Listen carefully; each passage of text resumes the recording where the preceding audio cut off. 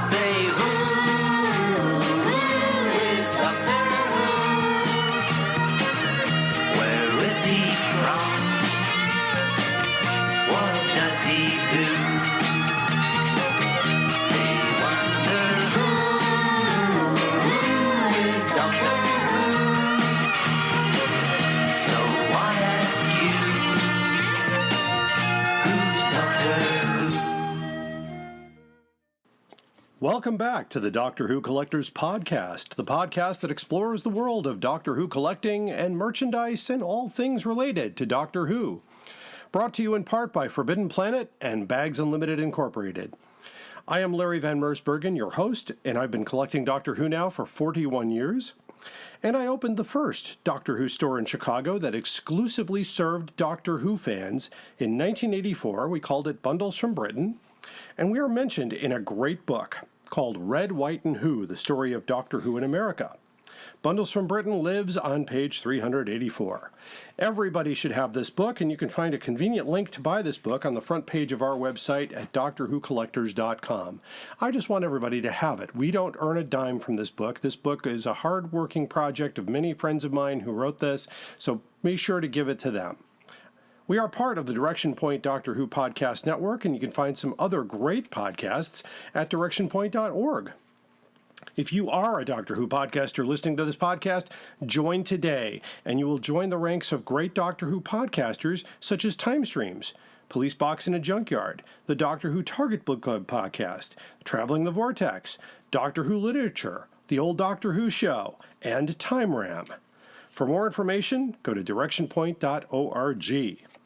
And speaking of links, two wonderful resources that I include in every episode include timelash.com, and under that heading, the TARDIS Library. Log in to create a free account to keep track of all your media in Doctor Who. That's books, vinyl, CDs, VHS tapes, DVDs, Blu-rays, and thank you special to Dan O'Malley for putting that together. If you need to do some research on other Doctor Who items, don't forget that Howe's Transcendental Toy Box at drwhotoybox.co.uk is available for you for free use. David J. Howe is a great friend and a best resource for Doctor Who collectors. And of course, if you're looking for Doctor Who items at great prices, look no further than DoctorWhoStore.com. It's in the name. Alien Entertainment has what you need and is currently running sales on many items. And if you live in the Chicago suburbs, you can select free pickup from the store.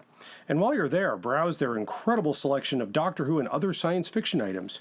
They're open Wednesday through Saturday in downtown Lombard, Illinois, and opening a new store in the north side of Chicago very soon. Go to alienentertainment.com for store hours and location. You can also find some more great Doctor Who items at Forbidden Planet, and you don't have to go anywhere. Just go to our website at drwhocollectors.com and select Doctor Who merchandise links. And don't forget, we have our own eBay store. We are selling off duplicate items in the collection to raise money to pay for the podcast. We have a lot of Target books, some hardcovers, and other great goodies.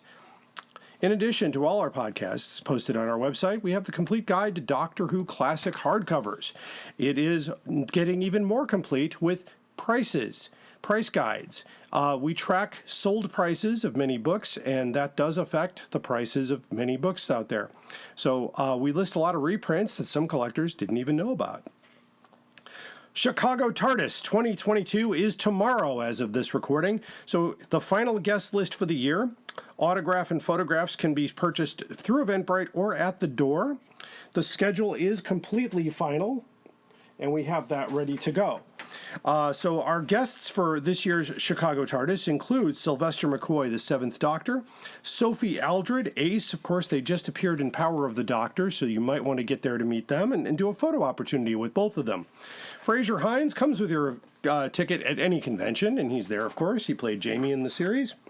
Wendy Padbury, who played Zoe alongside with Fraser, is there. Daisy Ashford, she plays Liz Shaw for Big Finish and happens to be the daughter of the original Liz Shaw, Carol and John. Lauren Cornelius, our good friend here, she's playing Dodo Chaplet for Big Finish. Don't forget Jason Haig-Ellery. He's the CEO of Big Finish, so if you've got questions about Big Finish, he's the guy to talk to. Added recently was Sophia Miles, the Madame de Pompadour. No snogging. Stephen Noonan, the first Doctor for Big Finish, and Kevin McNally. He was Professor Jericho in Flux, and he was also Hugo Lang in The Twin Dilemma. I'm gonna try this name here. Bhavnisha Parnar, Yaz's sister in the new series, and Tim Traylor, the best third Doctor I've ever heard, and he does it for Big Finish. So there you go. My speaking schedule for Chicago Tardis. I start off on Friday at noon with Introduced by Howard De Silva, Early Doctor Who Viewing Experiences. I will also, at 2 o'clock, or shortly after 2 o'clock, I will be interviewing Brian Uga, and he's doing I Am Sonicked Up, the props of Doctor Who, so you'll see that, hear that interview on a future podcast. At 4 o'clock, I join my good friend Tony Whitt, where we talk on and off target with Doctor Who novelizations.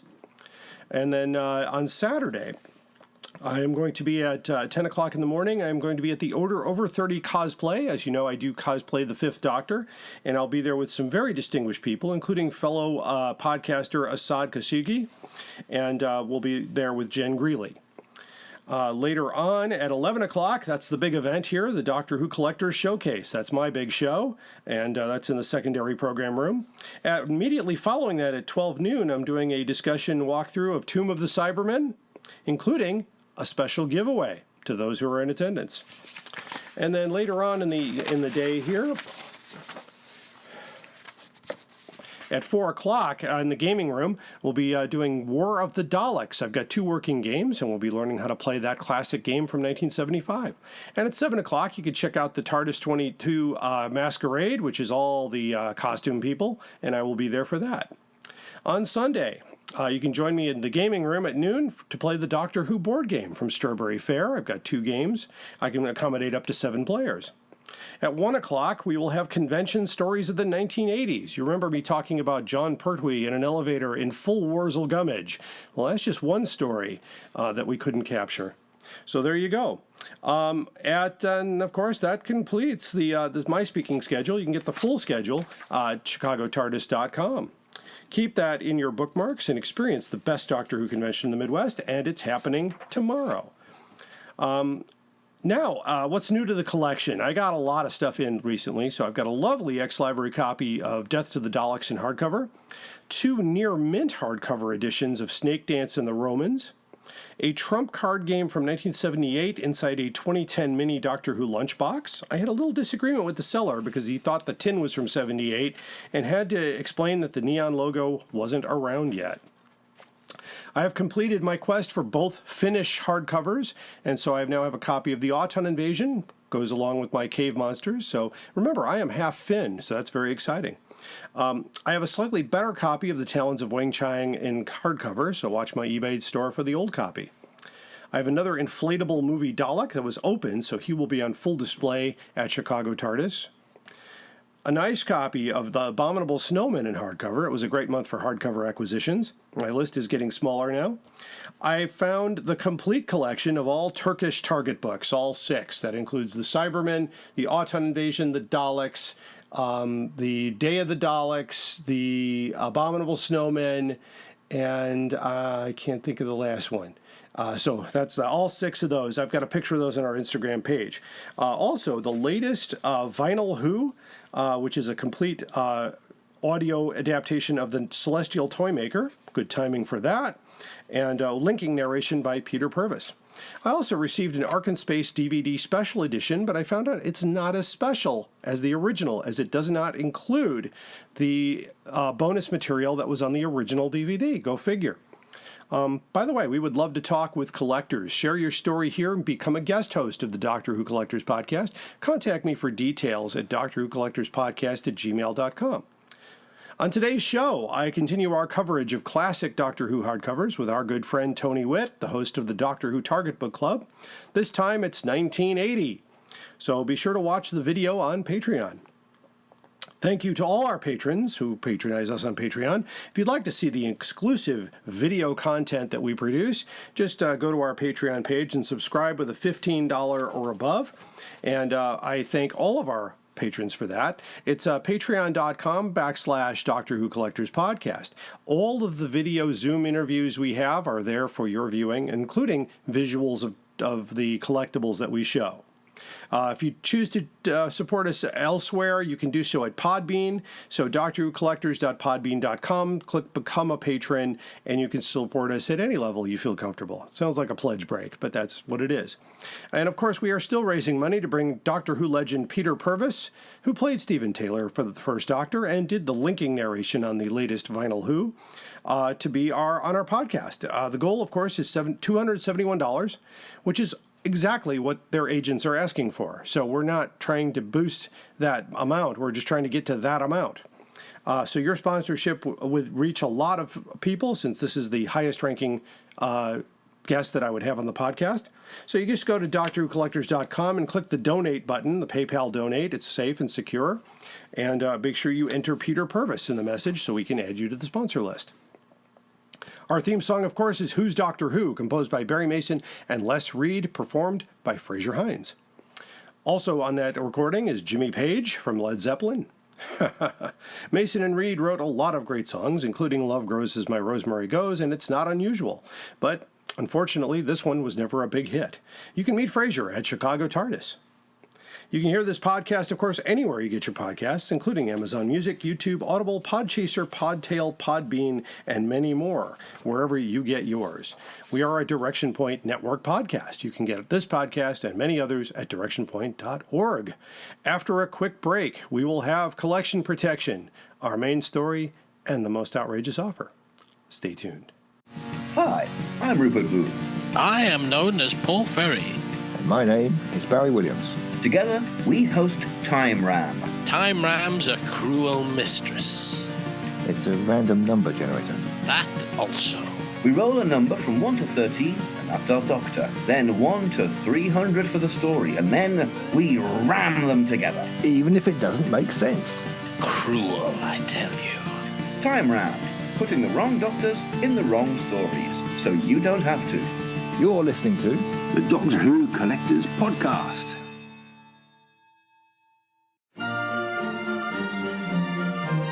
We are going on a journey, a very long journey, through the world of the Target novelizations in publication order. Every week, we are looking at a new book, talking about Terrence Dicks, Malcolm Hulke, and all our Doctor Who novelization friends. Whatever you do, keep turning the pages. This is Jason Miller of the Doctor Who Literature Podcast, a member of the Direction Point Podcast Network, and you are listening to the Doctor Who Collectors Podcast. Keep collecting. Are you ready to travel through time with us? Then check out Traveling the Vortex, a Doctor Who podcast. For nearly 7 years and more than 500 episodes, we've traveled from one end of the vortex to the other, making different stops with different doctors, reviewing everything from TV stories to audio plays, from books to comics, and more. Sean, Keith, and Glenn take you on a journey through 50-plus years of Doctor Who episodes and spin-off materials. You can find us wherever you get your podcasts, so be sure to check us out. And now, we're a proud member of Direction Point, a Doctor Who podcast network. You're listening to the Doctor Who Collectors Podcast. Keep collecting. Sad, really, isn't it? People spend all their time making nice things, and other people come along and break them. And now it's time for Collection Protection. Collection Protection is brought to you by Bags Unlimited Incorporated, bagsunlimited.com, or 1-800-767-2247. If you do call, just happen to let them know that you heard this on the Doctor Who Collectors Podcast. I want to talk about some new products that have come out in the last couple weeks. First of all, under audio, they have an audio cassette case now that can hold one tape. A lot of people were looking for replacement cases for their old cassettes, and now they have them.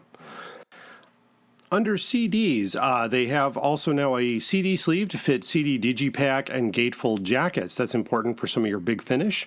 They have those with a resealable flap, and they're also on sale too. So you've got 20% off on some of these. CD sleeve to fit with 3 mil, 1.5 mil, and 1.5 mil jackets. In storage products for periodicals, of course, they've come up. If you happen to be a retailer and you're looking to mail large movie magazines or tabloids or newspapers, they have the Stay Flats Plus Rigid Mailer. which you can get for them. They're brand new, and their intro sale is 20% off. So if you go to bagsunlimited.com, click on new items, you can find all of these items there. And of course, they offer everything to protect your collectibles, with the exception of a few items. You can't really protect your action figures here, but that's something to keep in mind. So always keeping you up to date with collection protection, keeping those collectibles protected at all times. Remember, to keep things nice, you got to protect them. And sometimes you got to spend a little bit of money to protect the more rare items. This has been Collection Protection. Hi, I'm Juliet.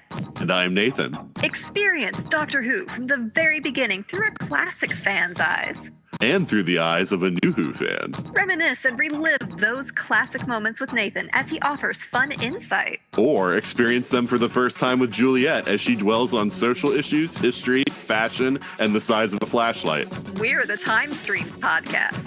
Find us on Spotify, Stitcher, or Apple Podcasts. You're listening to the Doctor Who Collectors Podcast. Keep collecting. Up there is the scanner, those are the doors, that is a chair with a panda on it. Sheer poetry, dear boy. And now it's time for our main story.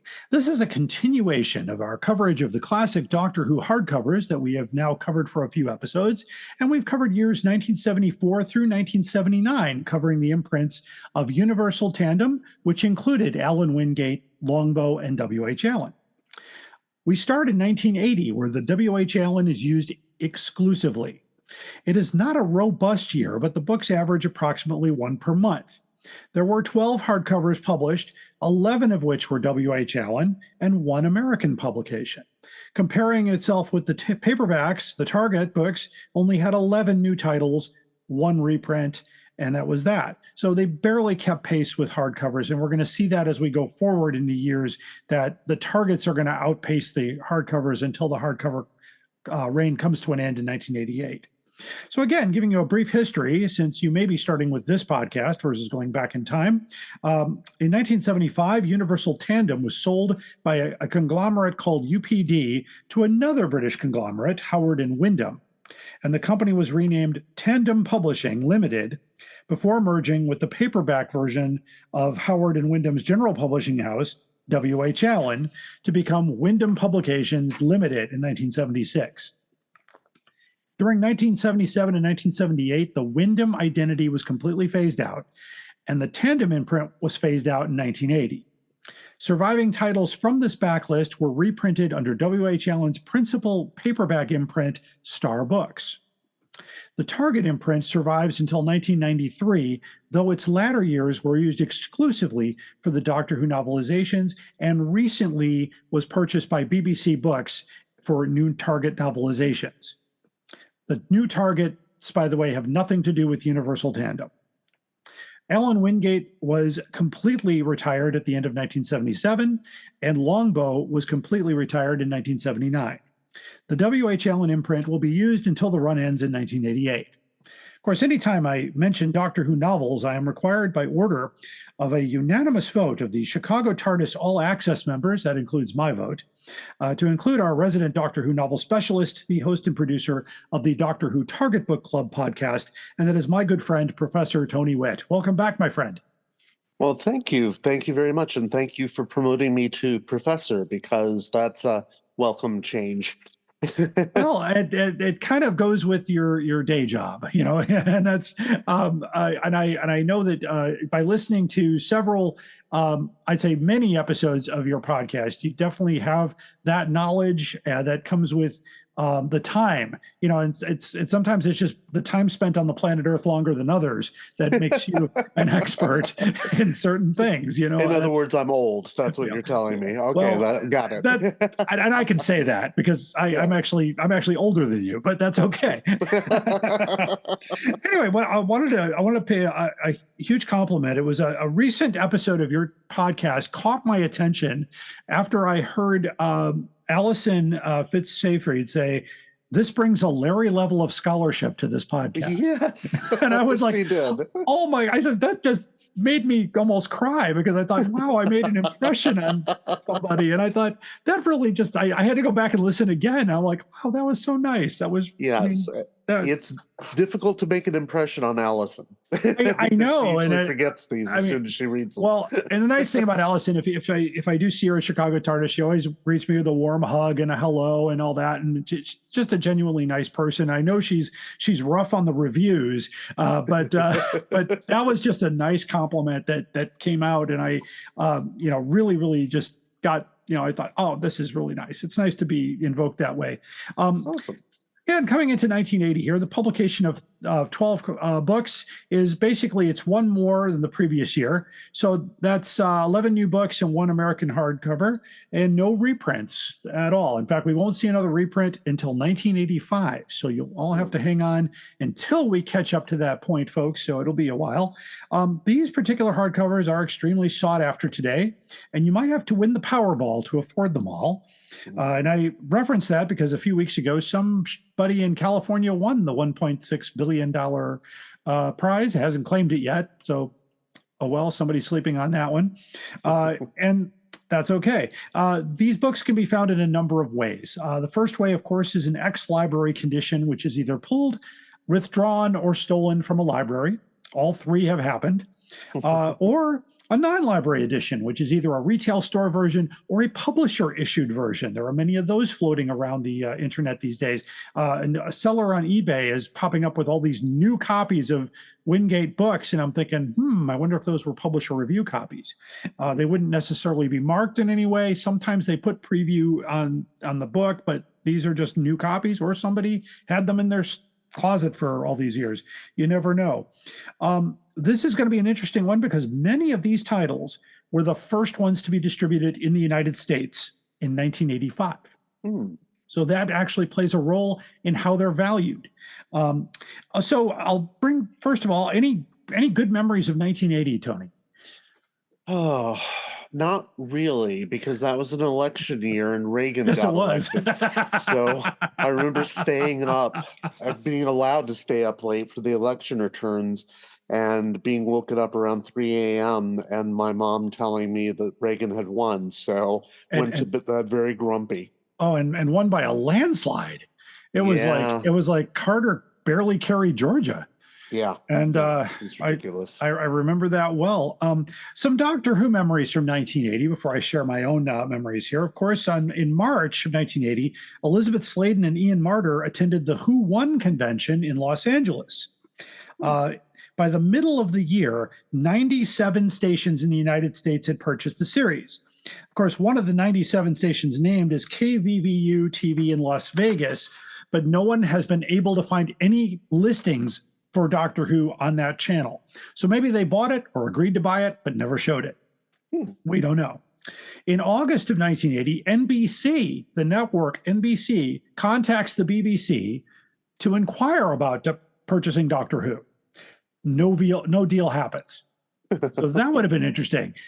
Coming up after Seinfeld, Tom Baker takes on the, that would be, just a whole different thing. And of course, there'd be commercials at bad places because British TV wasn't made for that. Right. But that was interesting there. In November of 1980, U.S. Marvel Comics commences publication of what turns out to be a 4-issue comic series, Marvel Premiere, featuring Doctor Who, and that's issues 57 through 60 of that series, with material published in Doctor Who magazine in full color, as opposed to black and white from the weeklies. Of course, for U.S. censors, the story City of the Damned was retitled City of the Cursed. Damned was rejected by the Comic Code Authority. Oh, of course. That I do remember there was a parody comic that came out and it said it was approved by the Common Cold Authority. That's how kind of how they treated that. But the last issue published would be June of 1981 of that series.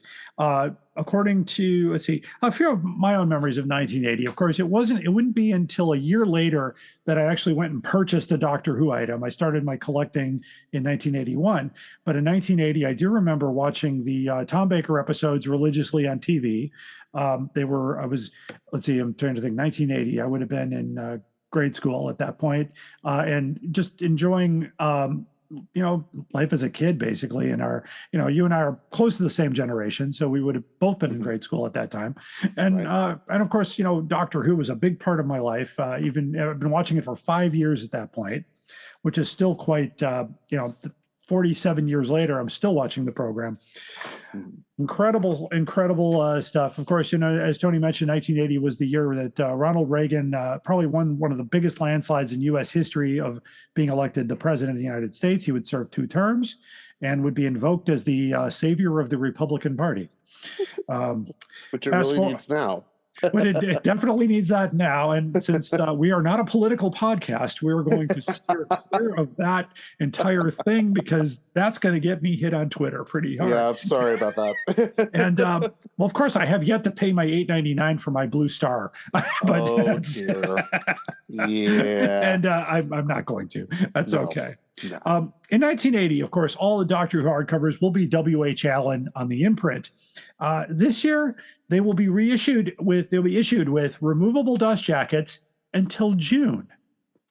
After June, they will be printed with laminated covers. And my guess for that, when we get to that point in the year, I'm going to probably speculate that it was, we can't afford to do this anymore. And I'm guessing that this is not the first time they've heard that at W.H. Allen, because hardcover sales were so lackluster that hundreds of these copies end up in my possession in 1985. And it's just really something else. Anyway, we start in January of 1980 with a book, Doctor Who and the Underworld. And there it is. I'm going to leave these in the bags, because when I take them out of the bag, I always get nervous, especially with this one. This happens to be a mint condition copy. Oh, wow. The binding is still tight, and there is no marks on it. It is just, it's one of the books that I had from my Bundles from Britain collection. I don't have them all, but the ones that we were able to take from, because sometimes we had like 5 copies of one, and we were like, we better not take those. We got to sell them. So this was one that I had there. Anyway, it's by Terrence Dix with a cover art by Bill Donahue. It's a beautiful cover. 3,500 copies were printed, and the book had a price of £3.75, which actually in today's value, because the pound is doing so good, would be $5.67, which isn't too bad, because in previous years with inflation, it was $20. So the book is very hard to find in any condition. You could find, I don't even know what the value would be on a mint condition copy, but I've seen them for $300 or more.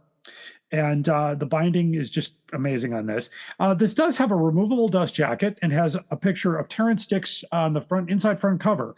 I don't need to show you that again, because it's the same photo they've used since 1975. So the bio, of course, is in there. It is one of my favorite TV stories, because it was the very first Tom Baker story aired in Chicago.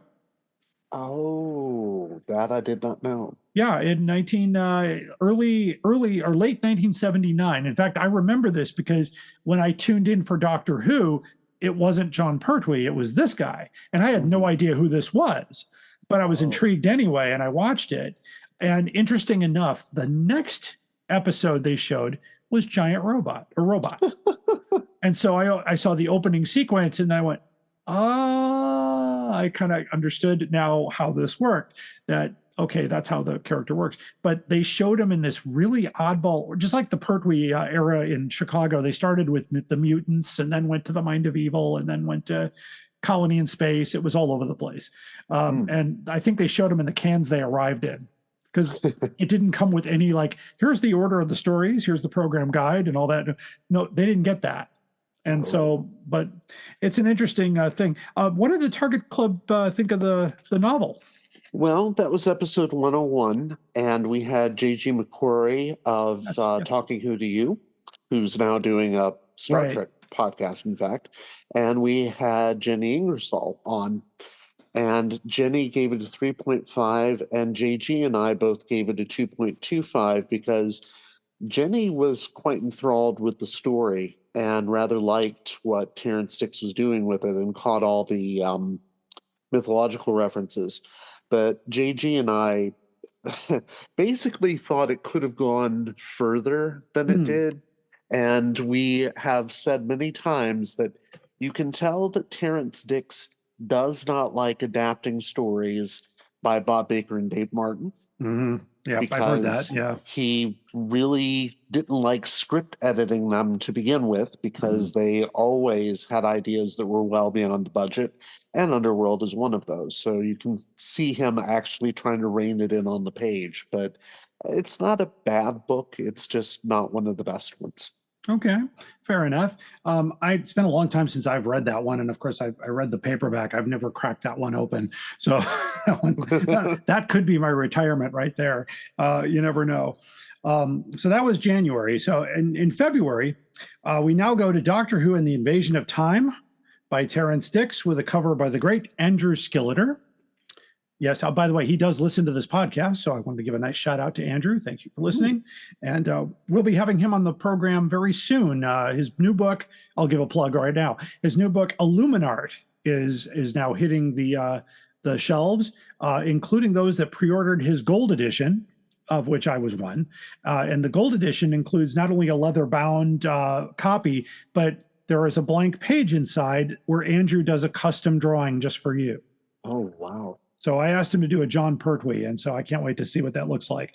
But he wants to come on the podcast and talk about it, and then I get to ask him all kinds of questions about, so how'd they rope you into doing K9 and other mechanical creatures and stuff like that? You know, just things that, you know, that led to Destiny of the Daleks, which was an interesting cover. 4,000 copies were printed, and not many of them sold. And I can tell you that because the remaining copies landed to the Bundles from Britain inventory in 1985. This book sold in the United States for $19, and we sold out all copies. $19. And this was the Gene Smith random pricing method. It has a dust jacket, so it's a little more. Laminate covers, $12. Dust jackets, $19. And we're like, okay. We still made money on them, so it's not a big deal. And I remember these going because we had these on the table, and people were like, I've never seen these before. I must have them. It was great. And as a result, though, we had a significant number of copies of this. This is by the way, an ex-library copy because I couldn't even get one. They were selling out so fast. And so this is actually it's not in bad condition.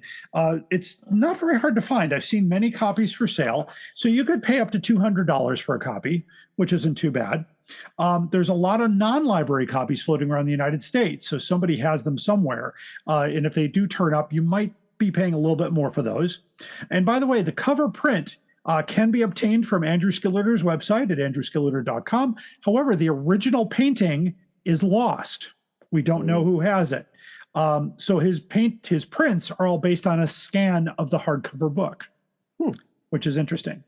And so basically that was how that worked. Many of his prints disappeared, either were taken from him or he sold them to make rent, like as we all do when we're young. So what was the verdict on Invasion of Time, Tony? Allison and Dalton were on episode 102 for that one, and Allison gave it a 2.5, which is actually kind of high for her. Pretty good for her, yeah, absolutely. Yeah, and Dalton and I both gave it a 3. So Dalton said that this one was not a complete piece of garbage.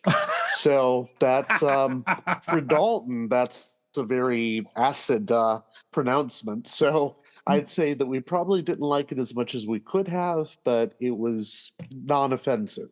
Yeah, and for me, the TV story, it just brought to mind this wonderful gleaming console room, and the rest of the TARDIS is in squalor. Yeah. Because they couldn't afford to build all of those hallways, and so they used some warehouse or something where they had these stairs going down to the same staircase over and over again in some cases, down to a swimming pool and a really bad looking locker room area. And I'm thinking, what, do they rate a high school or where did they film this? But it was just better on the page. Oh, I know. I've read the book because I thought, man, and it's much better on there. But the screen one was just. And of course, when I first watched it as a kid, I'll never forget thinking, "Oh, I wonder who the Vardens are," and we kept hoping it was the Daleks. That was because we're like, come on, let it be. And it's like, oh, it's these guys in silver suits. Yep. Then the Santarans show up and it's a party. So Mm-hmm. what a story. What a story. And of course, they did it in Chicago. They were doing them all cut together. So they did it in 2 parts. So you had to watch it over 2 weeks. That was it was Saturday morning. And so they did Invasion of Time Part 1, and the next Saturday morning was Invasion of Time Part 2. So had to come back for the second part. Okay. Well, we go to March of 1980, and we have Doctor Who and the Stones of Blood by Terrance Dicks with another cover by Andrew Skilleter. Has a red spine and basically the same Terrance Dicks photo and bio on the inside that they've been using since 1975. The 3,500 copies were printed, but not all of them sold because the remaining inventory again came into my possession in 1985. Bundles from Britain sold this book also for $19, and they all sold out. In fact, this one, Androids of Tara, Armageddon Factor, Power of Kroll, people were just scooping up the set and buying them all. And I'm trying to remember, I think we even gave them a deal. we knocked the price down a little because they were buying 5. And it's like, okay, 5 of them for, $19, okay, $100. All right, great. So they were flying off the table. The original painting for the cover is in the possession of Andrew Skilleter. So prints from Andrew Skilleter will be from the original, which is nice. This book should be fairly easy to find in the United States. Price is roughly $200. This is a copy from Bundles from Britain. We officially withdrew this copy because there was a flaw. One of the pages was off printed by a little bit, so I guess it's a printing error. So I got to keep the printing error, which might make it more valuable. I don't know. So there you go. I know this was actually a recent episode when you did the new version of this book, but what was the rating for the original version? Well, at the time, we actually all liked it. Dalton and Jenny and I all 3 gave it a 3.5. But I think that's because it's the original story itself is pretty good. And even though David Fisher notoriously hated the novelization that Terrance Dicks did, to the point that he did the new version specifically because he hated it so much, we rather enjoyed it. That being said, when the David Fisher version came out, we read that one and loved it much more. Oh, that's good. Yeah, and for me, the TV story, I'll never forget. This was one of the ones I watched Sunday night at 11 because they started showing from Rebos Operation on Sunday nights. They stopped doing Saturday mornings. And for a while, they were showing early Doctor Who on Saturday mornings, but only the later stuff was being shown on Sunday nights. And I just remember going to bed and having the worst nightmare about the Ogre. Stones coming for you. And I thought it was a very terrifying episode. Yes. Especially when the camper, gets killed. Disintegrates, yeah. And I'm sure Mary Whitehouse had a field day with that one. But yeah, just one of those stories that was chilling, but I thought it was a good story. Plus you get the Tom Baker humor of putting on a barrister's wig and and giving a defense, which I thought he had, and I looked hard. I wanted to see if he was ever on an episode of Rumpole of the Bailey, but no, he was never on that show. But that was it was a fun story. And of course, I always loved the actress who played Vivian Fay. That's just a wonderful, wonderful acting, good story. For me, it was a favorite of mine growing up. Yeah. Susan Engel, who played that part, also does the audiobook. Yeah. Oh, that's great. Yeah, I got to get the audiobook. It's kind of like when I was at an off story, but when I was somebody was looking through one of my portfolios, they noticed I had an autograph of Anna Berry. I don't know if you know who Anna Berry was. She played one of the guerrillas on Day of the Daleks. She was the female soldier. Oh, wow. Yeah. Yeah. And I was at a completely different event. It was some kind of a thing for publishers. And I was walking around and I saw the name and I went, Anna Berry. And she goes, yes, that's me. I said, I loved you in Day of the Daleks. And she just got all tickled, gave me a big hug and said, hold on, hon, hold on. She went back and got her bag and she pulled out this photo she had of her holding the gun to John Pertwee and she signed it for me. So I have that in my, in fact, I might even have it right here. Hang on, this might be worth pulling up here for. Oh, here it is. Yes, here it is. Oh, And then was she there for something entirely different? Or yeah, she's an author. Oh, okay. She has it's a completely different thing. I mean, she acted for many years. I mean, she's well into her 80s now. But she said she did a lot of one-off TV roles. And I said, I was in love with your character growing, because Day of the Daleks is my favorite story. And I was just thrilled to death to meet her. And and it was just really cool that she did that. So like I said, I'm always on when I'm out and about, so you never quite know what's going to happen. So somebody was thinking, how did you get that? Because I don't think she's ever been to a convention. I said, no, she's never been to a convention. That's why that autograph is pretty nice. Okay, so moving forward here to April. We're back. We're still in the Key to Time series here with Doctor Who and the Androids of Tara. And this is by Terrence Dix with another great cover by Andrew Skilleter. 3,500 copies were printed, but just like the last title and some of the other ones here, they didn't all sell, and over 300 of these came to the United States, and they couldn't sell them either, so they ended up with me. Bundles from Britain had this copy. This book sold for $19 in the United States, and they all sold out. I was not able to get a copy. They sold out so fast. So this is an ex-library copy that I picked up about 10 years ago, but it's in really good shape. I mean, one thing I'm kind of recommending collectors get those book covers that library uses to protect hardbacks, because they really do protect the dust jacket. I mean, I've pulled them off and the dust jacket is in mint condition. So it's just, and especially if they do it right and don't use any adhesive, which you're just supposed to slide it on and let it be. But what an amazing book. Let's see here. So apparently on this particular book here, I've seen it come up for sale anywhere from $200 to $250.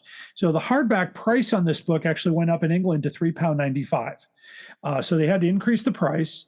And again, sales were not very good. And I also know this was another recent episode of yours with the newer version. Yes. So what was the original version's rating on this one? We had Eric Gulbranson on for that one, and who was also part of our network. Yes, and he gave it a 2.5. Dalton gave it a 2. So, of course, I went down the middle with 2.25. And to be honest, none of us are terribly impressed with the story, Androids of Tara. And Terrence Dick's version on the page kind of lays there flat. And unfortunately, so does the rewrite by David Fisher. He doesn't do a lot more with it, even though he does put in some flourishes that make it a little more palatable. But yeah, it's not one of our favorites. I do have the new Target book. It's basically in my collection. It's in a box somewhere, but it was not my favorite TV story. I thought it was a weak story. It kind of made Romana's character the damsel in distress, which is something she didn't want to do. And I just didn't care for, when I saw the title, I remember when I watched it, Androids of Tara, I was thinking Android Invasion in my head. And kind of going with that, but it turned out to be something completely different. And in fact, the story could have been a lot quicker if they said, "Oh, found the key. Let's go back to the TARDIS and go to the next thing." Right. We could have avoided the whole Prince Grendel thing entirely. But no, they had to go on for 90 minutes, and that's a shame. But yeah, I remember thinking that it was going to have something to do with Gone with the Wind. Oh, so yeah, that would have been interesting to have androids during androids Civil and War. Androids wearing the curtain rod. Yeah. Yes, the Carol Burnett show. I'll never forget that. That's still burned in my head. But yeah, that's I think that's one of the weaker Key to Time stories for me. Oh gosh. And of course we keep going with that. By the way, this is one of the only times when they did the books in story order. And they mirrored this with the paperbacks. This was a rare thing, because in a few titles here, we're going to go backwards real far and then and go to something else. So it's strange how they did some of these. Of course, you'll notice, listeners, that the Pirate Planet is not included here, and W.H. Allen never published a copy of the Pirate Planet. In fact, a copy of that would not be published until well into the 2000s. So it's a book that I know we all longed for back then. We wanted a Target book. We wanted a hardcover on it. It just never happened because of the Douglas Adams estate. And that was a shame on that. But we go to May of 1980 and we get Doctor Who and the Power of Kroll by Terrence Dicks, another wonderful cover by Andrew Skilleter. I always liked his Tom Baker drawings. Oh, yes. Very good. This is an ex-library copy. It actually has a faint rip right down the cover here. It's hard to see, but it was repaired by, very expertly repaired by library tape on the back. So someone was paying attention there. Came out in May. The book sold, despite having this book, I couldn't get a copy of this either because, believe it or not, even though this was not a great story for me, nobody had seen these hardcovers before, so they flew off the shelf and they all sold. This one sold for $19 in the United States. 3,500 copies were printed for this book, but about 400 of them came to the United States, so that means only 3,100 copies sold in the UK. It's interesting, 37,000 copies of the Target book were printed. And those all sold. So only 10%, roughly 10% of what they did for paperback, they did for hardcover, which is really interesting on that. The cover, of course, by the way, Andrew Skilleter rates this as one of his top 5 favorite covers that he reported to Doctor Who magazine in August of 2019. So, and I think it's a great cover too. Covers of this print can be bought from Andrew's website. However, again, the original painting is missing and whereabouts unknown. So somebody out there is sitting on this painting somewhere. Some paperbacks, by the way, were included in early editions of the Doctor Who Target gift set back in '82, which had a picture of the program guide image on the front cover, and it had 4 random Target books. And those, I don't think I mentioned those yet, but in another episode, I'm going to cover those gift sets because that has to do with a complete overprinting. Like I said, 37,000 copies were printed at Power of Kroll. So they included those in the gift set. My guess is some of them were still hanging around. This book actually can fetch about $100 in non-library condition and a little bit less in ex-library condition. It's not a real sought-after book. So not one of my favorite screen stories either because of the effects were just horrible. But what was the rating on Power of Kroll? We had Jenny back on for that one. Oh, yeah. And she, Dalton, and I all gave it a 2. We were extremely underwhelmed with the story. We were extremely underwhelmed with the book. And we were extremely underwhelmed, and we still joke about it to this day, with the scene of Romana saying, "Oh, but doctor, I just want to look out the window and see this thing," and having it come through the window yeah. grab her. That's Almost, that is so out of character for Romana. It's almost an airplane movie moment, you know. Yeah, it really is. That was definitely it was one. I think I fell asleep when I first saw it. You know, I was on it Sunday night at 11. I honestly I think I got bored because I remember, I think about 2 a.m, my mom woke me up and said, I fell over on the couch with the TV on and, and I got to bed. I got up for school the next day, no problem. But I'm like, oh, I don't remember much. But I watched it again and I was like, oh, that's why I fell asleep. Yeah. Okay. It's a 4-parter that plays like a 6-parter. It does. Yeah, that's a good way to put it because it probably could have been summed up in 2 parts if they cut out a lot of, yes. do one of those. But they hadn't done a 2-parter since Sontaran Experiment. So no, we're not doing that. And they won't do another one until Black Orchid. So interesting stuff. Of course, we go now to June of 1980. This is an important time because we have Doctor Who and the Armageddon Factor, the final story of The Key to Time with Terrence Dicks here and Bill Donohue's cover. But the last hardcover to have a removable dust jacket, the cheap bastards. This is the last book to have a removable dust jacket. And as a result, it's a very sought after book. This book was also in US distribution with a cover price of $19. And this is a copy from that time period. Only 3,250 copies were printed. Now, the previous month it was 3,700. So they cut back a little bit on this one. 47,000 paperbacks were printed of this book. And that was during the entire run of the book. That was over 4 printings. Nothing noteworthy about this publication except, and there's no information why all of a sudden they stopped doing dust jackets and went to laminated boards. Could be a couple of reasons. I know from working in the publishing industry, one possibility is the printer they used is no longer doing them. I was like, oh, I'm sorry, we can't do that anymore. Or the printer was going to charge them too much money and they'd have to raise the price and nobody would buy them. That's another issue that could happen. Or they thought, we've had its fun with it and it's a pain to put them together because they come separate and you've got to fold them and do all that. And it's like, because I remember having to do that once. We had to take our turns. Even though I was in the marketing department, we had to go and fold dust jackets and things like that. Like, that's, what a pain. So I can understand that, but it's kind of a sad loss that up until this point from 1974, we've had this removable dust jacket, which made this book kind of special. Sales were not great for this copy, despite it. And of course, nobody announced that this was going to be the final. If they had, it might have sold better. And so this book is actually going for about $50 to $100 in new condition. A lot of them are floating about. Ex-library editions I've seen as low as $50. And, so, and I remember this story too. This was also another two-parter that they had to do on Sunday night because all the six-parters, they divided parts 1, 2, and 3, and then 4, 5, and 6. So you had to watch it over 2 weeks. And they always did it during pledge break so they could get more money. Of course.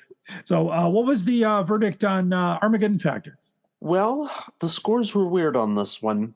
Allison gave it a 1.5, but she called it not an especially vindictive 1.5. Oh, wow. That sounds like Allison. It was a very strange, it was a very strange qualification on her part. Dalton gave it a 2.5. I gave it a 3, and I actually said that I had read it twice because of scheduling things. I enjoyed it very much the first time through, and the book is always better in this case than the televised version because, Terrence Dix is taking it a lot more seriously than the original writers did, were, again, Bob Baker and Dave Martin. The second time through, though, all the plot holes come out. Ah, okay. So, beware. The story on the TV story, I just remember the whole Drax thing and... and there's there's another Time Lord who's there. There's, of course, Lalla Ward and Mary Tam get to share some screen time, which is pretty nice. Of course, not knowing what was going to happen in the next season, for those of us that watched it the first time through, going, oh, we're going to see more of Lalla Ward. We had no idea. But that was about it. Coming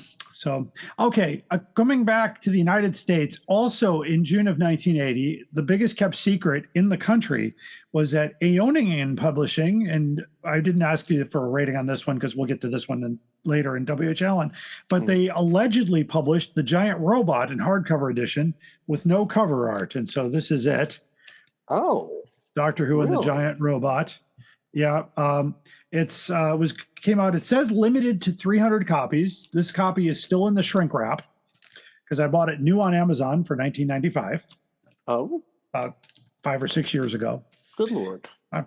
And it's unknown what the price was originally, as with most previous Aeonian books.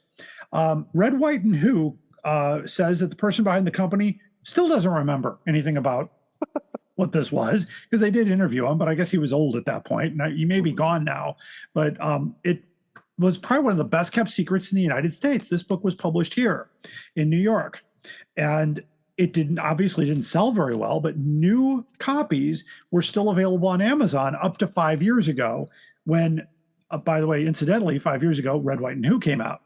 Right. So people were like, oh, these books are on Amazon. And so they were grabbed up pretty fast on Amazon. Of course. Because I have Day of the Daleks. I also have an Image of the Fendal.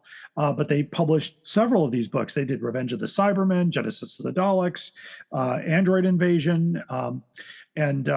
There's just no cover art, nothing here. There's a barcode on the back. And that's about it. So as Terrence Dix credited, I'm pretty sure Terrence didn't get a dime from these people. David J. Howe actually said he thought these were all bogus publications because that's why he didn't pay much attention to them. But when I did a segment on him on a previous podcast, he kind of said, oh, let me look into that a little bit more. So I sent him scans from the Red, White, and Who book to kind of show him what the research was. And he was kind of going to compile that into his notes to see what else he could find out. Whether or not they had a license, we don't know. We assume they did, but we also can't verify if 300 copies were sold or if more copies were printed, or if somebody else picked up the book, scanned it, and reprinted their own. We don't know. So it's just an interesting piece of history. It came out in June of 1980. Impossible to put a rating on it because I have seen no copies for sale since they sold out of Amazon 5 years ago. Nobody's really offering them, but keep your eye out. And if you're looking to collect these, my advice there is, if you're an eBay person, go to eBay and type in the box in quotes, Doctor Who and the Giant Robot, and then put another thing in quotes, Aeonian, and save that search. And they will email you when that listing pops up with any of those words in it. And you might get lucky. I mean, I got lucky today, just on a side note. I have one of those Berwick Dalek play suits from 1965, and it's missing the eye stock, the gun, and the plunger. Well, today I found a plunger. Oh, awesome. And it came up I was like looking through, because I get a bunch of these searches for research, and all of a sudden I'm like, Berwick, there's a Berwick one. Plunger. I want it. Buy it now. Yes. So I've got a plunger on the way. So I still need an eye stock and a gun stick, and that would increase the value of this because I have it in the original box. And it is actually, I know I brought it down to Oktoberfest, and they were talking about the Berwick play suit. And they said, we've got one over here. and it was, wow, that's really it. I said, yeah. And you can see how, the helmet has these little leather straps that supposedly hold it on the kid's head. And it's like, I think it was a death trap, to be honest. But it's kind of cool because they capitalized on that Dalek, mania back in '65 and produced all this wonderful stuff. But what's nice, the box has printed on it with a little Dalek on there. It says the Berwick Dalek playsuit on the box. And I've done my best to keep that box in good shape, but I was, so those eBay searches do work. That's my point, is that the plunger finally came up and I was like, yes, I could grab that because as soon as it's listed, their email system is pretty good. They generate those emails pretty fast. So it's a pretty good deal. So of course we're gonna kind of take things down we're gonna lower the bar quite a bit for our next installment here. Also in June of 1980, going back to WHL, and I actually wrote in my notes here to add insult to injury. Yes, we get Junior Doctor Who in the Brain of Morbius. Oh my! By Terrence Dix with Harry Hance doing the cover art. And by the way, the paperback was delayed until November. And for some weird reason, the paperback gets a 1987 reprint because I have two copies of this in paperback. I have this cover, and then I have a blue cover with the neon logo from 1981. So for some reason, they tried to do it again. And I don't think it did well on either side. The U.S. distributor did not carry this. In fact, I remember asking about it because we saw an ad for them in one of the magazines, and they said they are not available. And I know that we went into some deep discussion on an episode of the Doctor Who Target Book Club podcast. Yes, we did. And did some heavy research into this. So I'm going to say I'm not going to go into the heavy research I did on this. I would like to ask my listeners to, if you don't have it already, and it should be right next to this one, go to the Target Book Club podcast, go back to that episode and listen to it carefully, and you'll learn all about the Junior series. Peter Edwards did the illustrations, and the book is very hard to find.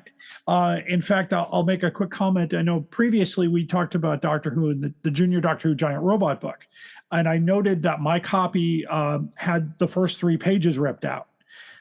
Incidentally, another copy has surfaced on eBay, also with the first 3 pages ripped out. What on earth? What are the chances that they all had the first 3 pages ripped out and were dumped? Because you can't actually rip the cover off a hardback very easily. I know paperbacks, they tear the cover off. Right. But they tore out the title page, the acknowledges page, and the chapter pages. All missing. My copy has the 3 pages missing, and a guy in Leeds, England, who had just put his up, also has 3 pages missing, the same 3 pages. That's bizarre. That is not a coincidence. That is something that is out there. So that adds to my head scratchings on the Junior series. But it's a very the book, and I'll just say this to my listeners: this book is not very good.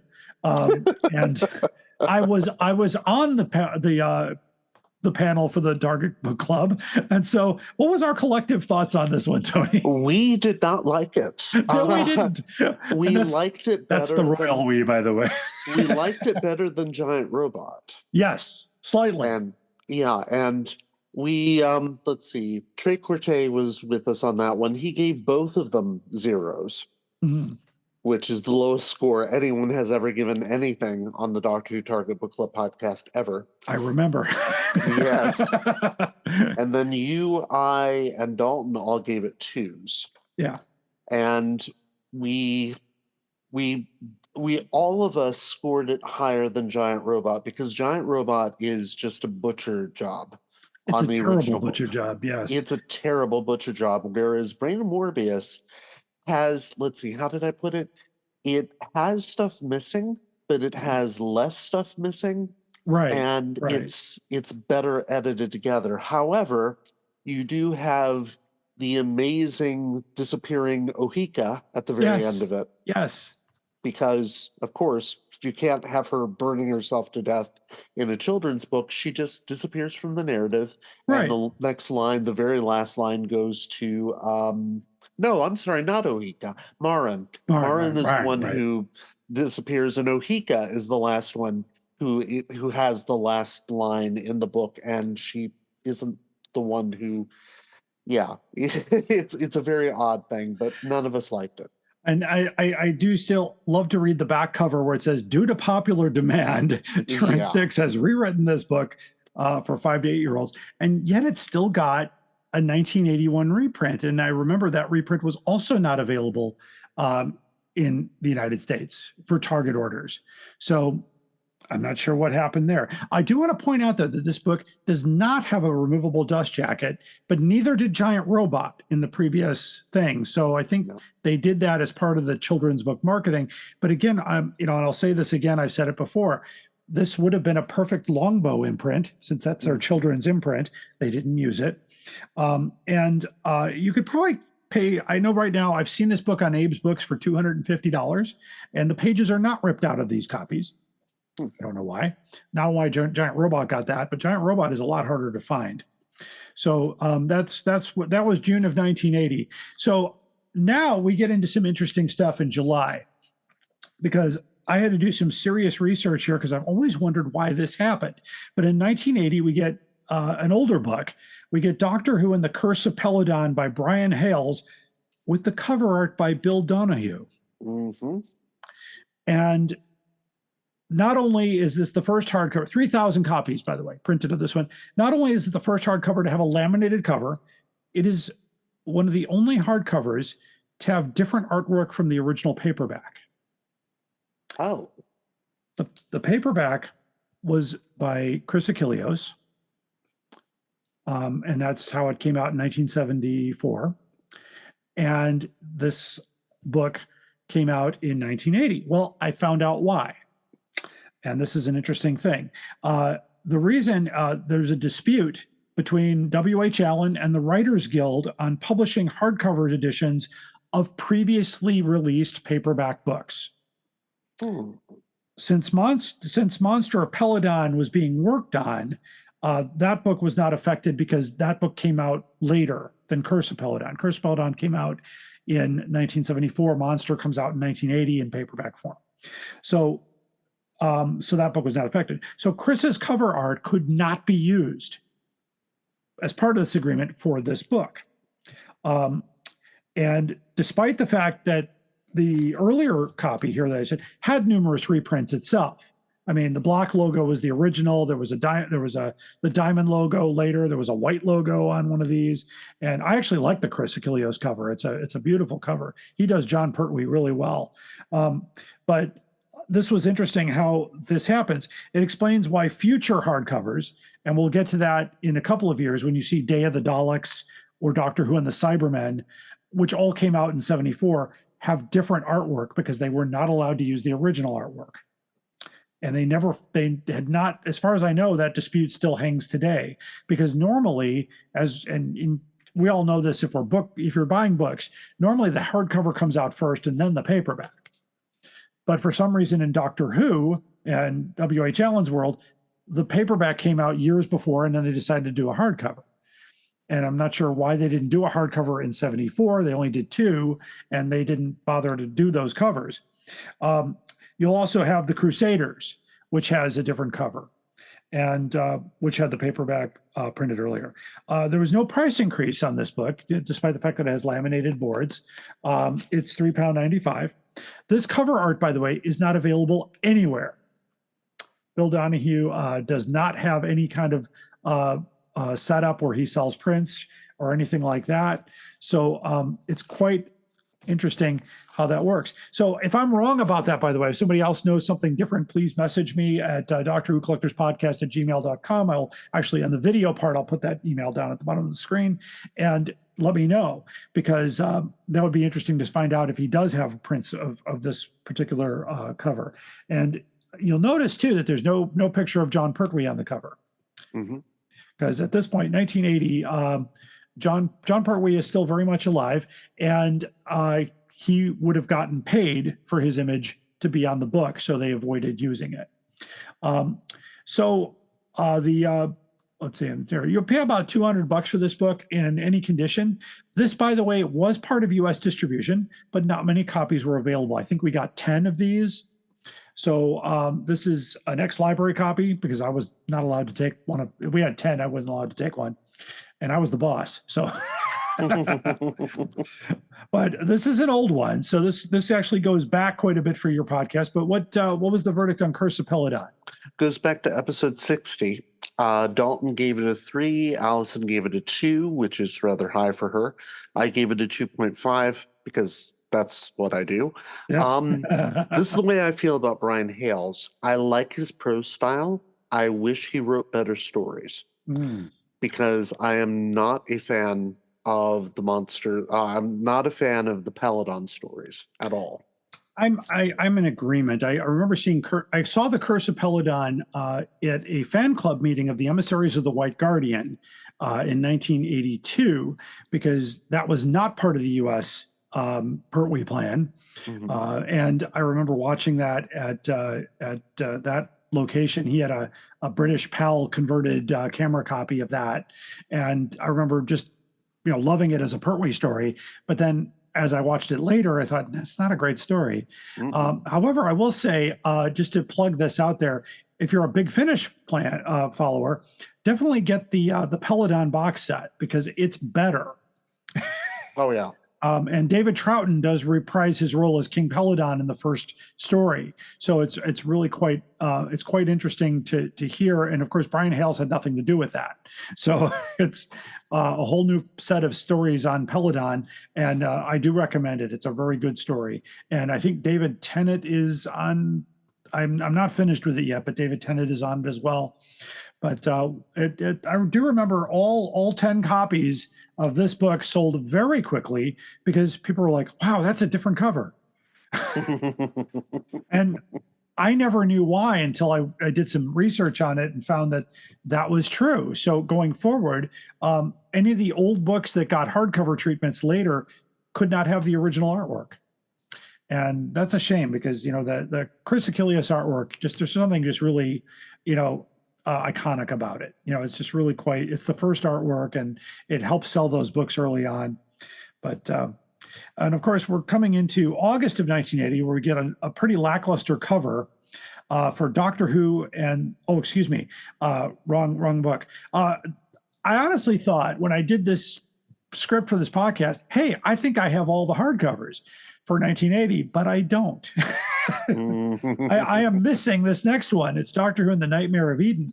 And it's really interesting how there are no copies available. That I've had this one on the search for years, and it's never come up.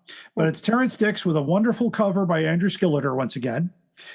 This book was part of the distribution plan, sold at $15, but it all sold out. In fact, that sold out at the very first convention we did. And that was at the Elk Grove Village High School. And I remember really well that and this book was at This was not $19. This was $12. So it sold very quickly. The book, let's see, 3,250 copies were printed of the hardcover, and the Target book was actually released 1 month early in July, and 35,000 copies were printed. 4,000 were reprinted in 1988. The Doctor's image on the front cover comes from the story of the Sunmakers, and Andrew Skilleter does own the original painting for it, and you can get copies of this print at andrewskilleter.com. The book sold well, according to reports, because it came out during the summer holidays in the UK. Mm-hmm. And it had a great anti-drug message. So despite this being in the United States, copies are impossible to find. So I have not been able to set a value on it because I haven't seen anybody sell one. And the last time I sold one, I was pretty young. So I think I was 16 years old when these sold out. So it was a long time ago. What was the rating on Nightmare of Eden, Tony? Well, we had Jennifer Picker on that episode, and she is very much a fan of that story. So she gave the novelization a 4. Dalton and I both looked at her askance and gave it a 2.5 because we describe it as Doctor Who's very special episode. Yeah, it's like an after-school special. It really is. It seriously is. And don't do frack sewing. Yes, and it's fine, except that you would think that Terrence Dix, being the grand poobah of educational stories to us all, would want to hammer that message harder than he does. But no, it's because it's a Bob Baker script. So, of course not. There we go. Yeah. And Bob Baker, and it's also a great story. I've often thought about taking the footage of the ships crashing and doing a car insurance commercial with it. If you had Progressive, this might be your problem. A Time Lord might have to show up to help separate your ships. But I was not a big fan of this story. It was not something on my radar. This particular paperback I have happens to be a first edition from 1980. I'm not sure when I got it. Does not have the U.S. price on the back. That's how I can tell it's an original, because Lyle Stewart hadn't been set up yet. But I just didn't care for it. That was just not my story at all. I'm glad. I'm glad they had an anti-drug message, but I was kind of lost in this campy story. Yes. So that is really sad. But and also in August of 1980, we get a twofer here. We get probably one of the least favorite covers of mine, Doctor Who and the Keys of Marinus, which basically just has this TARDIS in space here. Philip Hinchcliffe, who I know is not a favorite of the other podcast. The cover painting is by David McAllister.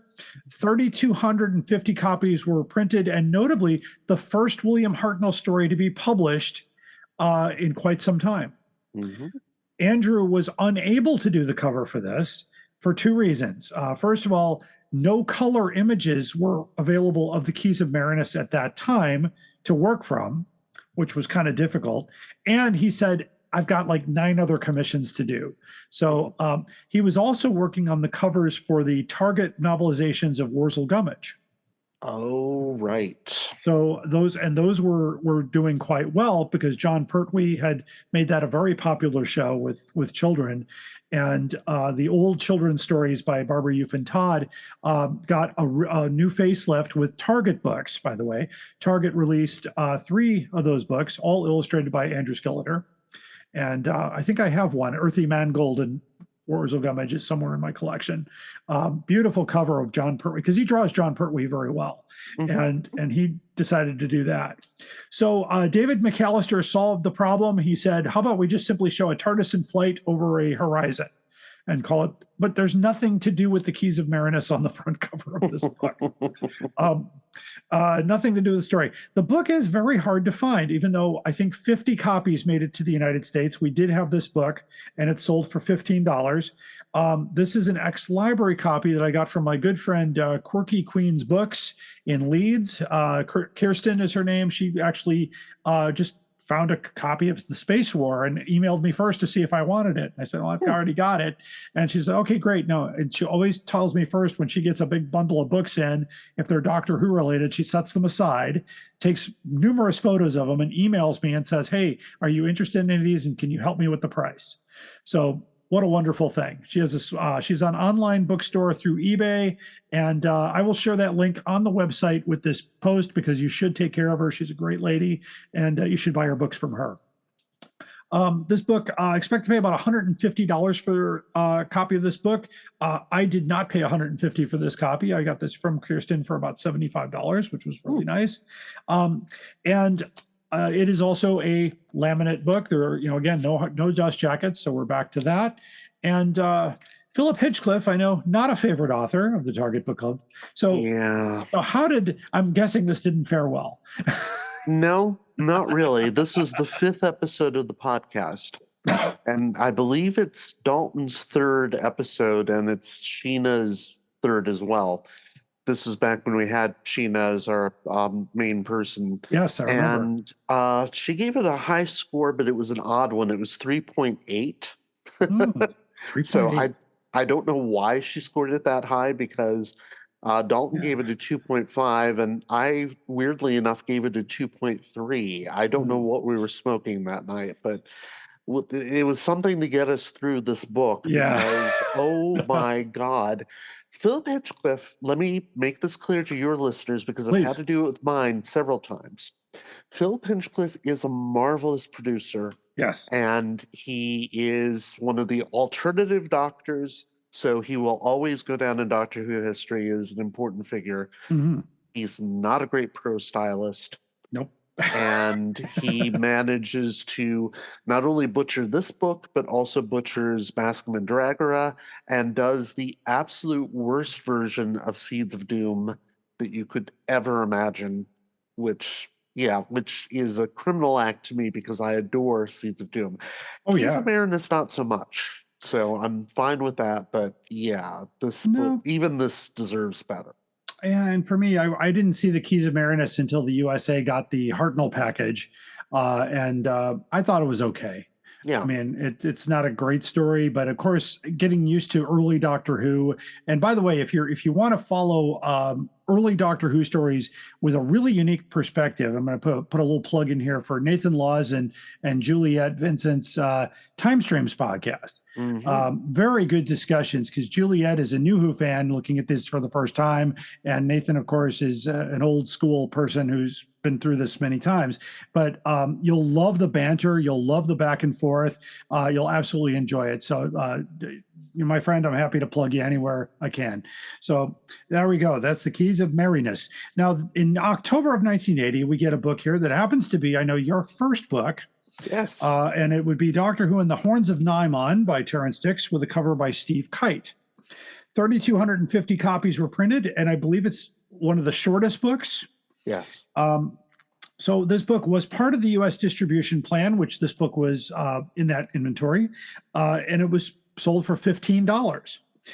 Today, you can find this book pretty easily for about $100 to $150 in ex-library to mint condition. There are several of these floating around. I believe 100 copies were in the bundle's inventory at one time, and a lot of them sold at Tardis 22 in 1985. I do remember that book went pretty quick. Now, that was the convention Tom Baker was not at. He was at Tardis 21 in 84. And today, actually, I saw a picture posted in one of the groups that had the 4 doctors all together. It had Tom Baker, Peter Davison, Patrick Troughton, and John Pertwee. And I remember that. That was the ending of the Tardis 21 convention. And it was really cool to see Pertwee and Baker in the same place because you don't get to see them in the same place very often. No. And it's not because they didn't like each other. They were actually very good friends. Tom Baker did not feel comfortable being with other actors who played the Doctor. Right. He's over that now, but it's a little late now that he's 80, 90 some odd years old. So, but, and for me, let's see, going through this here, there's really not much else to say. The book, I enjoyed the TV story. Actually, I thought it was okay. The Nimon costumes were a bit cheesy, but what did the club think of this? And I know this was your first one, so. It was. We had Jason Miller on for that one. Yes. I was just on his last episode, and it was a really nice conversation, and we had a great argument about pizza. Of course, New York versus Chicago. Of course. So that came up in the conversation. But he did a really nice breakdown of Destiny of the Daleks. He does his books in publication order, and just a really interesting listen. I'll give a plug for that. It's called Doctor Who Literature. To my listeners, you'll probably hear a bumper for that one in the mix tonight. So definitely give him a listen, and definitely listen to the last episode because he gets a conversation with me one-on-one. And he gave it a 4.25, and I can't remember why exactly. I know this is one of his favorite books, and he's got an association with the story. That's specifically why he gave it such a high score. You're right, it is my first Doctor Who novelization, but I think because of that, I gave it a 3.25. Otherwise, it's not the most stellar novelization because even Dalton only gave it a 3. Okay, that's fair enough. I mean, it's a short book. The title, for the Scanlan Empire and all that stuff here, it's not a tremendously memorable story. I do remember watching it when it came out, and I do remember when I got the books, and that's about that. Of course, I don't know what happened, but no books came out in November. So we move directly to December, and we're going to close out the year with a Brian Hales novel of The Monster of Peladon, with a cover by Steve Kite again. This book was part of the U.S. distribution plan with a price of $17, but only because we got 14 copies. But that was everything they had. So that was left. It is unknown. Let's see. Oh, no, I do know. 3,250 copies were printed. But more than 40,000 paperbacks were printed of this particular book. The Steve Kite's reference for this story, by the way, for the cover, the Agador was from the Curse of Peladon, and the Ice Warrior is from the Seeds of Death. So that's how he came up with this artwork here. And again, noting the absence of a picture of the Third Doctor. Again, that references an agreement that anytime you use the image of an actor, you have to pay them. So that's why they didn't do that.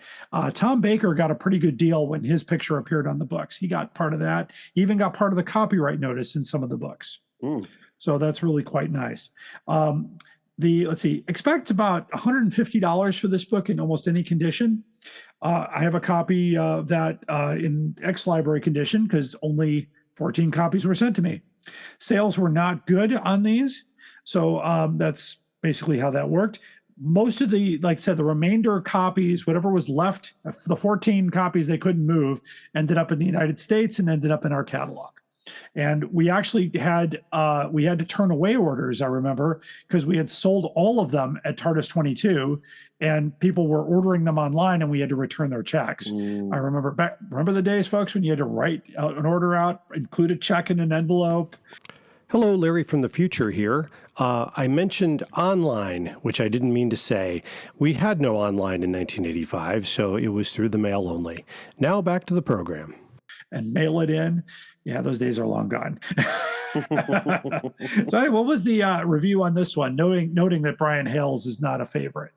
Well, Brian Hales is. Oh, That's he is. the thing. Okay. His prose style is. Unfortunately, this one is Terrence Dicks adapting Brian Hales. Right. So you've got another remove from that good prose, and you still have the bad story. So Dalton gave it a 3, which he admitted was a little high.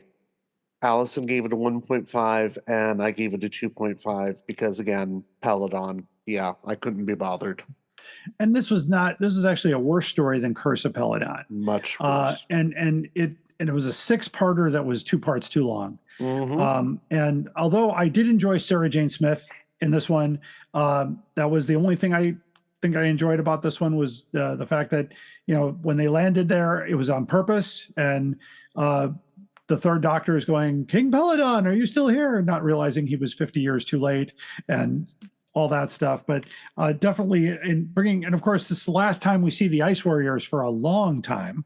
You won't see them again until Matt Smith's era. So just an interesting note on that. And of course, this book is on laminates. It's not a removable dust jacket. And from here on out, the remainder of books from W.H. Allen will be on laminate covers. The only thing that will change will be the logo. When we get into the later, I believe the 1982 range, they changed the logo over to the neon logo. And then briefly in the 1987 run, we see the Sylvester McCoy logo. Just briefly, because we end this whole thing in 1988.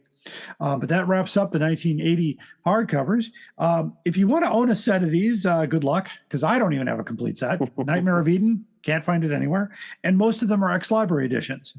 So I am confident that one day I will have a complete set. And when I do, I will announce it to the world.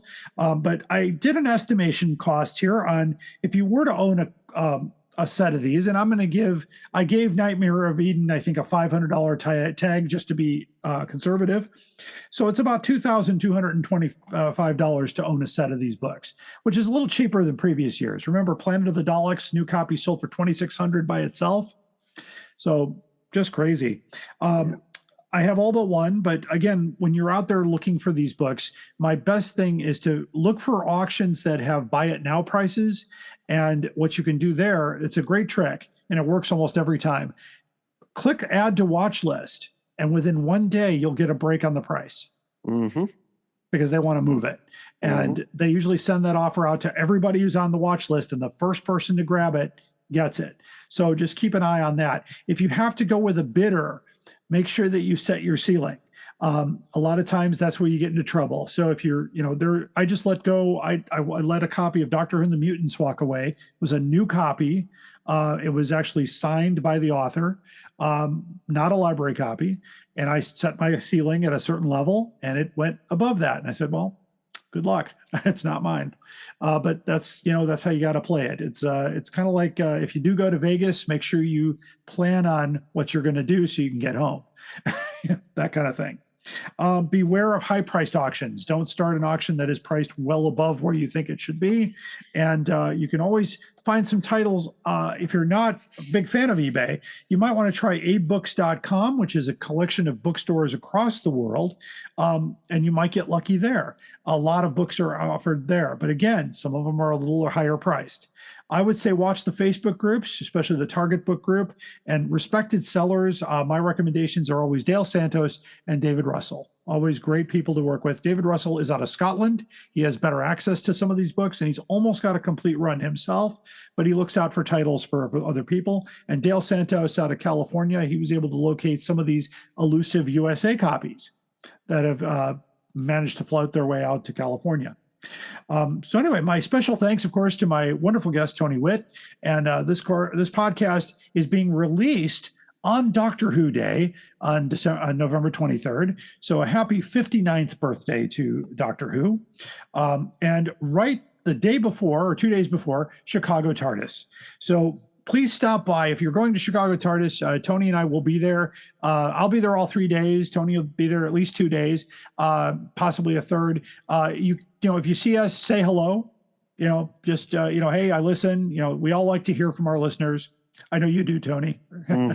It's always great to somebody comes up and says, "Hey, I love that episode you just did." I'm like, "That's great." Or I walk around the convention, I hear, who's Doctor Who playing on somebody's phone, and it's the opening to my podcast, which is a wonderful thing. And I really do love that feeling of camaraderie. So join us at Chicago Tardis. Tickets are still available for at least general admission, and some priority memberships I know are still available. Of course, one more time here, Tony, if you could tell everybody where to find the Doctor Who Target Book Club podcast, even though he is also a Direction Point Network podcast, you can always find it at directionpoint.org. But Tony, tell them where else we can get this. Okay, you can find us on SoundCloud. All you have to do is go to soundcloud.com, and it is / Doctor Who Target BC. And if you go to Facebook, we're at Doctor Who Target Book Club Podcast, all one word with no spaces. You can follow us on Twitter. We're at DW Target BC, or subscribe to us via the podcast provider of your choice. Sounds good. And of course, our future episodes will continue with our classic hardcovers. It'll be a little bit later on, probably early 2023 before we get to the 1981. And just to give you a little teaser of 1981, there were 5 books that were included in U.S. distribution, including one that is now fetching $750. And it was here in 1986. We had it. I still have my copy of that particular book. But right now, DoctorWhoStore.com has a new copy, presumably from the same stock, for $750. You can follow us, of course, on Instagram at Doctor Who Collectors to see the full cover art of all the books we talked about today. You can watch this episode on our Patreon page with a $15 subscription. I know you don't see Tony's face on this podcast, but you can hear his voice just as clear as day. And of course, you can see me showing the books. If you have any photos or proof of life of books that I have mentioned that I don't know anything about, you can email those to me at drwhocollectorspodcast@gmail.com with hardcover photos in the subject line. So thanks again, Tony. Again, great to talk to you here. Same here. Thank you very much for having me. Thank you. And stay tuned now for the most outrageous offer. We'll be right back. Hello, fellow time travelers, and welcome to the Doctor Who Target Book Club podcast, the only podcast to discuss, in story order, all the Doctor Who novelizations. My name is Tony Whitt, and every 2 weeks or so, I'm joined by a 2 to 3 person discussion panel, including our so-called expert who's been a Who fan since 1979. That would be me. We also get the views of intermediate, casual, and novice fans who either have never seen the show or who have never read these books until these podcasts, including Dalton Hughes and Alison Fitz-Seyfried. You can find us on iTunes, Stitcher, or wherever you find good podcasts, or even ones like ours. You're listening to the Doctor Who Collectors Podcast on the Direction Point Podcast Network. Keep collecting. All my travelings throughout the universe, I have battled against evil, against power-mad conspirators. I should have stayed here.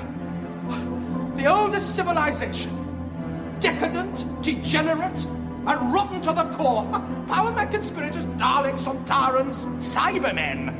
They're still in the nursery compared to us. 10 million years of absolute power. That's what it takes to be really corrupt. And now it's time for the most outrageous offer. This is a Doctor Who item or Doctor Who related item that appears to be way too high to be considered a reasonable offer, and sometimes they get crazy. Today we have a good example of one. It's not a great Doctor Who book, but it is a book that came out back in the 80s, I believe 1985, published by W.H. Allen. It's the Doctor Who Cookbook by Gary Downey.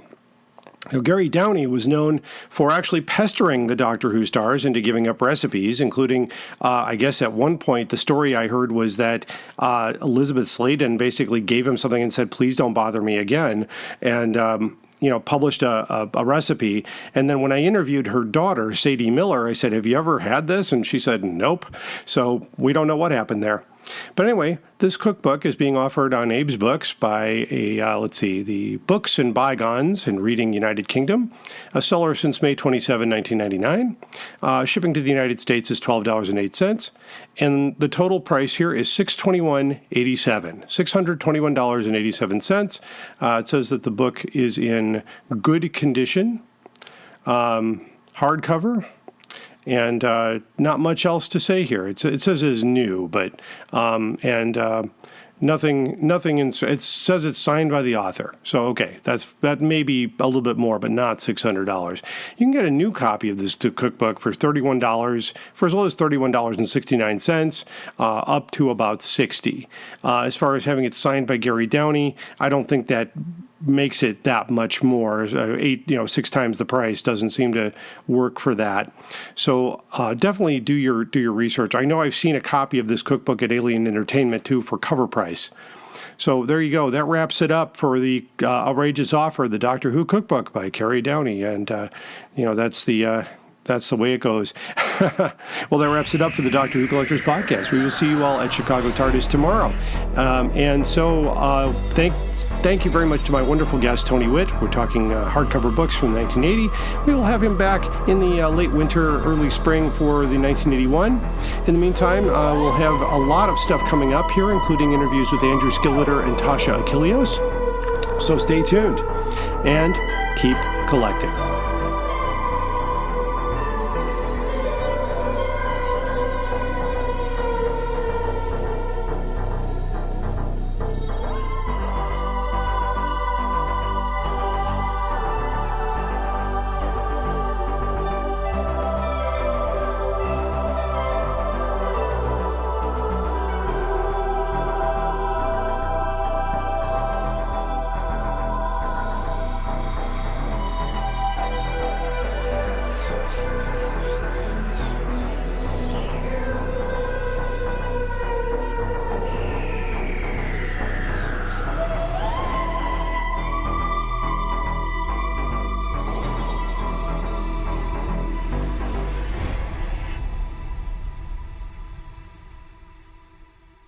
Direction point! Direction point! A Doctor Who podcast network.